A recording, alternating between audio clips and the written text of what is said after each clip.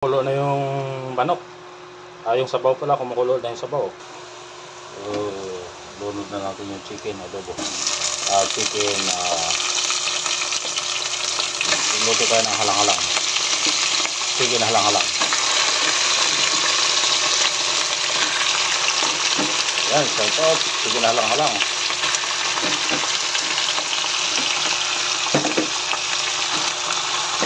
Yan, shout out. Masarap yung chicken halang-halang. Ayan na po, native na halang-halang na manok. Ayan, oh.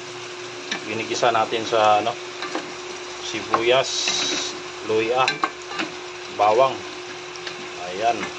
Tapos sasabawan natin ng gata. Pag lumambot na, ayan, titimplahan natin ito mamaya.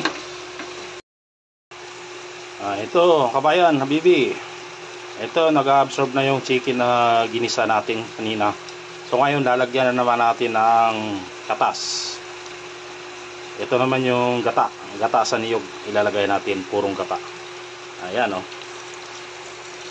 Ayan, gata. Gata, ito magpapalasa sa chicken. Itong gata na to. Ayan. Tapos lalagyan pa natin yung pangalawang gata. Ayan, mamaya haluin natin yan. Ayan. Tapos lagyan natin ng tanglad. Ayan. Ito tanglad, pampalasa to. Ayan, yung tanglad na yan, oh. Yan magpapalasa. Ayan, kumukulo na, habibi. Lalagyan natin yung papaya para lumambot. Ayan, mga native na papaya dito sa probinsya. Libre lang. Libre lang native. Kukuha ka lang doon, oh. Sa likod ng bahay. Sa mga kapitbahay, kukuha ka lang doon. Walang bayad, libre. Ayan, namano na yung katas, oh. Ayan na yung papaya. Halo na natin para lumambot. Ayan, shoutout dyan sa mahilig magluto ng native na manok na may papaya. Ayan, na may gata. May gata. Ayan, masarap to. Grabe ito mamaya, katas-katas. Ayan, oh.